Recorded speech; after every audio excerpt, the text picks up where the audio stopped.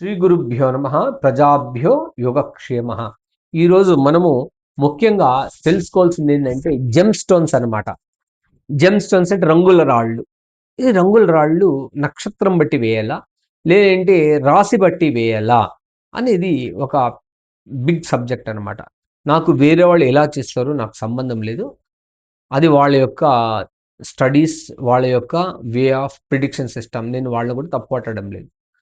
నా లెక్క ప్రకారం జెమ్ స్టోన్స్ ఏదంటే నక్షత్రానికి గాని, రాశికి గాని మనం వేసుకుంటే అది కుదరదు అని తెలియజేస్తున్నాను. దాన్ని ఎలా డిసైడ్ చేయాలి? జన్మ జాతకంలో ఏ గ్రహము బాధిస్తుందో, ఆ గ్రహం పైన ఈ యొక్క బాధించేటువంటి ఏ గ్రహం అయితుందో ఉందో, ఆ గ్రహాన్ని నివృత్తి చేసుకోవడానికి దాన్ని మాత్రమే మనము జెమ్ స్టోన్‌ను వాడుకోవాల్సొస్తుంది. ఖచ్చితంగా ఇది చాలా ఇంపార్టెంట్ అనమాట. అందరూ బ్లూ సఫైర్, అందరికీ డైమండ్ కుదరదు.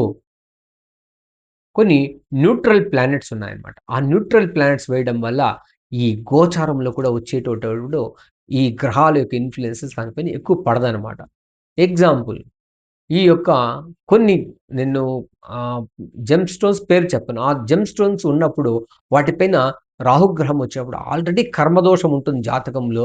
ఈ గోచార గ్రహం దానిపైన వచ్చినప్పుడు ఆ కర్మ ఫలితాన్ని విపరీతంగా పెంచేస్తుందనమాట.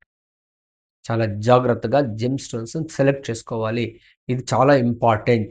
నేను రి నేను దీంతో నేను రివీల్ చేయను. ఏది వేసుకోవాలని రివీల్ చేయను. ఎవరైనా పర్సనల్‌గా అడిగితే మాత్రం నేను మీ జాతకం పరిశీలించి మాత్రమే చెప్పగలుగుతాను. దీంతో కూడా అత్యంత నీచ స్థానంలో ఉన్నటువంటి గ్రహాలను మనము పవర్ దాన్ని పవర్ పెంచుకోవడానికి వేసుకోవచ్చు. అదేవిధంగా ఈ మంచి గ్రహాలపైన, శుభగ్రహాలపైన ఈ యొక్క ఈ నెగెటివ్ ప్లానెట్స్ వాటికి విరోధ గ్రహాలు ఉన్నప్పుడు వాటిని పెంచుకోవడానికి నేనైతే రెఫర్ చేస్తాను. అదేవిధంగా దాంతో ఎక్కువగా ఇబ్బంది పెట్టేటువంటి నేను ఈ కొన్ని చెప్పను. ఎందుకంటే కొన్ని గ్రహాలేంటంటే ఇన్‌ఫ్లుయెన్స్‌డ్ ఎక్కువ ఉండడం వల్ల వాటి ఇన్‌ఫ్లుయెన్స్ ఇంకంత ఎక్కువయ్యి ఆ మనిషిలో కొద్దిగా ఇంపాక్ట్ ఎక్కువవుతుందనమాట.